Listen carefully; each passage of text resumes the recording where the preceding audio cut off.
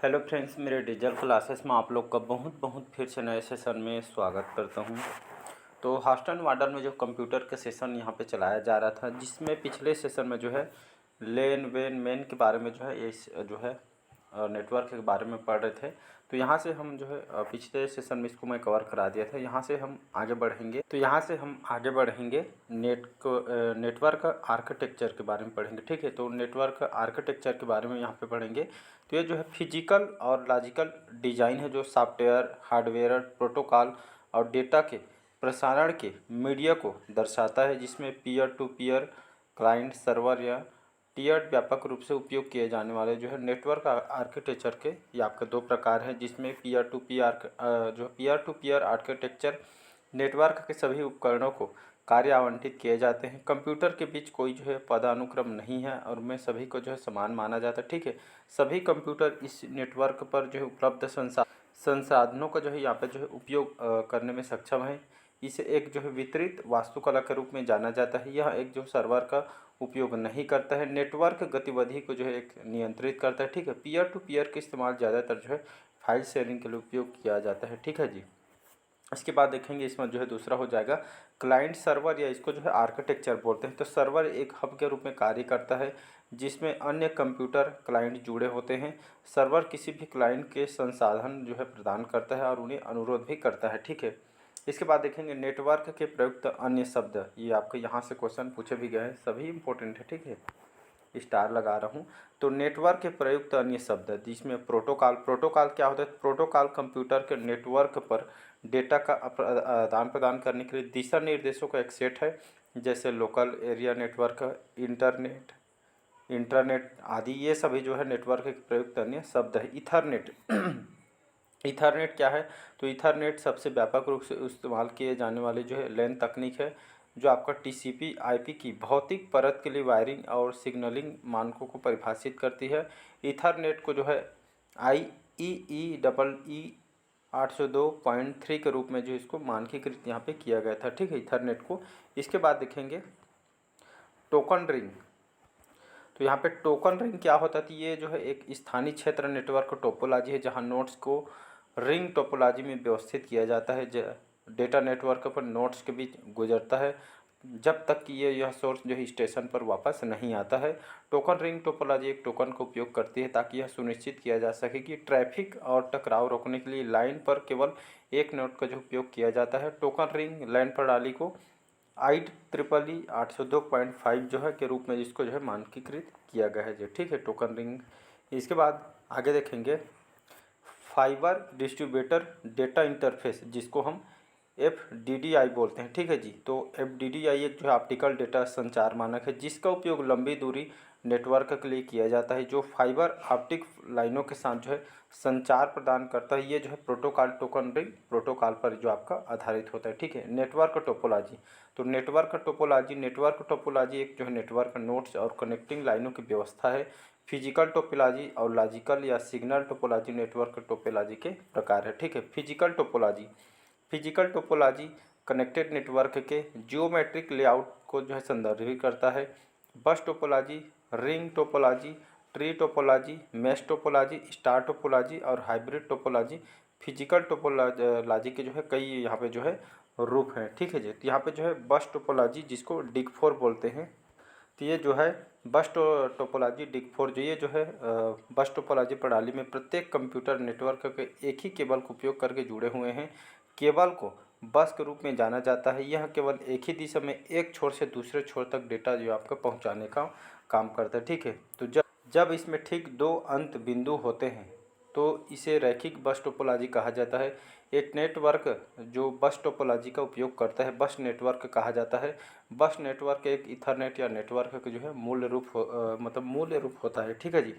इसके बाद देखेंगे रिंग टोपोलॉजी, जिसको डिग थ्री बोलते हैं। तो रिंग टोपोलॉजी में नेटवर्क नोड्स बंद लूप या कॉन्फ़िगरेशन से जुड़े हुए हैं। प्रत्येक नोड सीधे दोनों तरफ से अपने आसन्न नोड के साथ जुड़ा हुआ है, अन्य प्रत्यक्ष रूप से जुड़े हुए, और डेटा एक या अधिक मध्यवर्ती नोड से आपका जो है गुजर रहा है। यहाँ पे देखेंगे तो ड्यूल रिंग टोपोलॉजी, ये जो प्रत्येक नेटवर्क नोड के बीच दो कनेक्शन होने के होने से जो है ट्रांसमिशन द्विदिश होता है, जो इसे ड्यूअल रिंग टोपोलॉजी कहा जाता है। यह एक नेटवर्क निरर्थक टोपोलॉजी है जहां नोड्स 4 शाखाओं के साथ 2 संकेंद्रित रिंग का उपयोग करके जुड़े हुए हैं। यदि एक रिंग विफल हो जाती है तो दूसरी रिंग नेटवर्क को बनाए रखने के लिए एक बैकअप के रूप में जो है आपका जो है कार्य कर सकती है। ठीक है जी। इसके बाद आगे देखेंगे तो आगे देखेंगे तो जिसमें ट्री टोपोलॉजी, जिसको डिक 7 बोलते हैं, तो आगे पढ़े। तो ट्री टोपोलॉजी नेटवर्क में 2 या 2 से अधिक स्टार नेटवर्क एक रूट नोड से जुड़े होते हैं और अन्य सभी नोड से एक पदानुक्रम का निर्माण करते हैं। इसे पदानुक्रमित टोपोलॉजी भी कहा जाता है। यह पदानुक्रम के लिए कम से कम 3 स्तर होना चाहिए। इस प्रकार का टोपोलॉजी वाइड एरिया नेटवर्क में उपयोग किया जाता है। ट्री टोपोलॉजी ट्रबल शूटिंग के लिए इसके जो है मान्यता और पहुंच के लिए आपका मूल्यवान होता है। ठीक जी, यहाँ पर देख सकते हैं चित्र माध्यम से। तो इसके बाद देखें स्टार टोपोलॉजी डिक 5 के बारे में देखेंगे।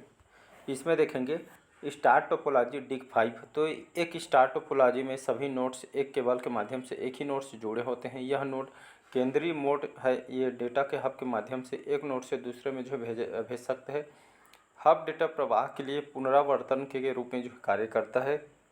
यह ट्विस्टेड पेयर ऑप्टिकल फाइबर या कोएक्सियल केबल के साथ इस्तेमाल इसको जो है किया जा सकता है। ठीक है जी। आगे देखेंगे मेश टोपोलॉजी, जिसको डिक 6 बोलते हैं। तो ये मेश टोपोलॉजी में प्रत्येक नोड में केवल 2 नोड्स के बीच ट्रैफिक होता है जो इससे जोड़ता है। Point two point connection channels में n मतलब ब्रैकेट में n-1 ब्रैकेट जो है यहाँ पे 2 फिजिकल चैनल और जो है n उपकरणों को जोड़ने के लिए उपयोग किया जाता है। और इसके बाद देखेंगे उदाहरण के लिए देखेंगे तो प्रत्येक टेलीफोन क्षेत्रीय कार्यालय को हर दूसरे क्षेत्रीय कार्यालय से आपका जो है जुड़ा होना चाहिए। मेश टोपोलॉजी पर डेटा संचारित के लिए जो है 2 तकनीक है, ये वे रूटिंग और फ्लोटिंग है। ठीक है जी। तो रूटिंग क्या होता है? तो रूटिंग डेटा को सबसे कम दूरी का उपयोग करके पद नाम तक पहुंचाने के लिए निर्देशित करने के लिए नोड्स का एक जो है रूटिंग लॉजिक है।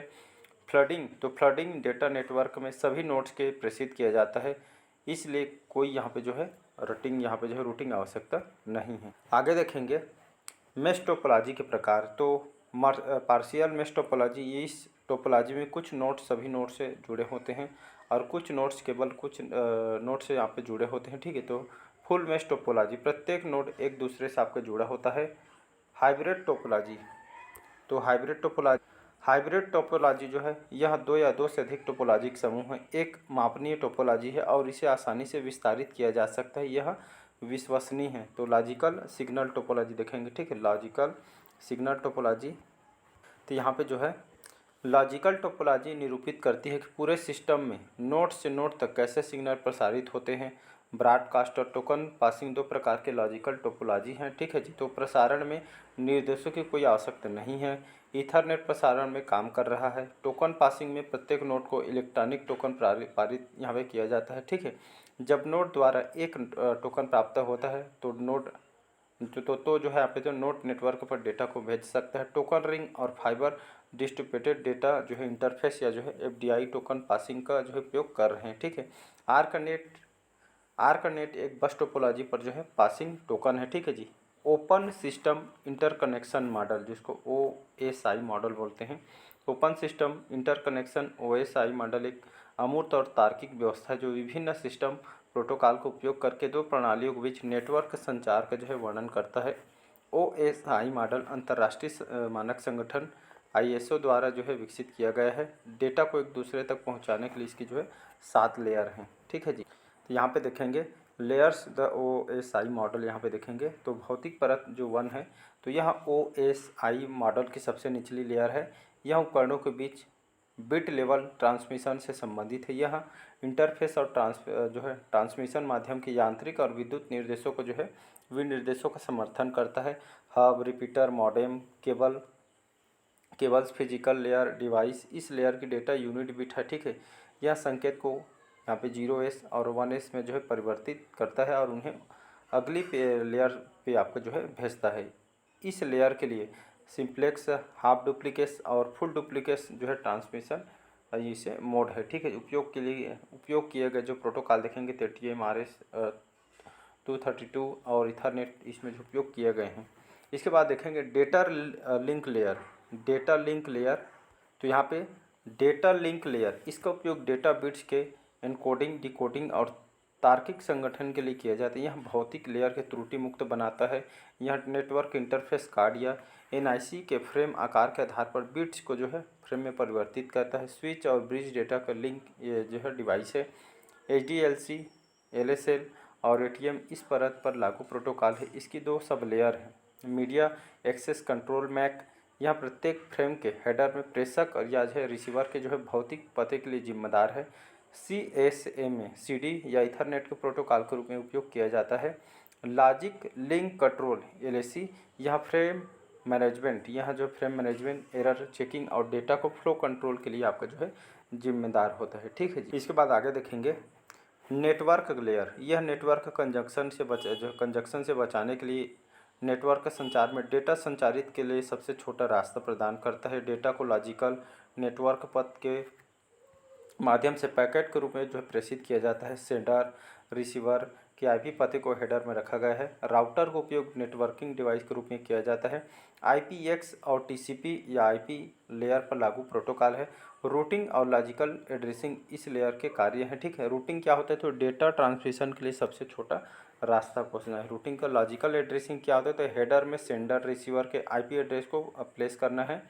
Physical layer data link layer और नेटवर्क लेयर को हार्डवेयर लेयर के नाम से इसको जाना जाता है। ठीक है, ट्रांसपोर्ट लेयर क्या होता है, तो ट्रांसपोर्ट लेयर होता है आपका जो इस परत को OSI मॉडल का हृदय कहा जाता है। यह एंड टू एंड नेटवर्क का संचार, डेटा का प्रवाह नियंत्रण, त्रुटि पुनर्प्राप्ति और विश्वसनीयता और डेटा की गुणवत्ता के लिए जिम्मेदार है।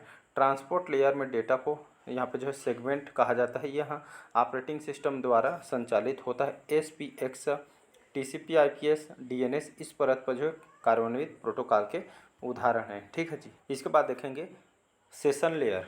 यह परत कनेक्शन की स्थापना, सत्रों के रखरखाव, डिक्रिशनाइजेशन और सुरक्षा सुनिश्चित करने के लिए जिम्मेदार है। यह त्रुटि की पहचान करने के लिए डेटा में चौकियों, सिंक्रोनाइजेशन पॉइंट को जोड़ने की अनुमति देता है। यह परत नेटवर्क डायलॉग कंट्रोलर है जो दो सिस्टम आधा डुप्लीकेट पूर्ण डुप्लीकेट मोड में इस संवाद में अनुमति देता है। RPC, PPTP, SSP, HDP इस लेयर के कुछ प्रोटोकॉल हैं। ठीक है, यहाँ पे प्रेजेंटेशन लेयर, ये परत डेटा का यहाँ पे जो है एन्क्रिप्शन और डिस्क्रिप्शन करता है। यह एप्लीकेशन परत के नज़रिए से डेटा को एक पठनीय प्रारूप में देता है। यह उन बिट्स के संख्या को कम करता है जिन्हें नेटवर्क पर प्रसारित करने की आवश्यकता होती है। यह अनुकूलता के परेशानियों में मुक्ति प्रदान करता है। इसे ट्रांसलेशन लेयर या सिस्टमेटिक लेयर भी, सिंटैक्स लेयर भी इसको कहा जाता है। उदाहरण के लिए यहाँ पे देख सकते हैं ASCII कोड और EBCDIC कोडेड टेक्स्ट फाइल, ये सभी इसके जो है उदाहरण हैं। इसके बाद देखेंगे एप्लीकेशन लेयर। यह परत एक IP नेटवर्क में प्रक्रिया से प्रक्रिया संचार केंद्रित है और एक फर्म संचार इंटरफेस और अंतिम उपयोगकर्ता सेवाएं प्रदान करती है।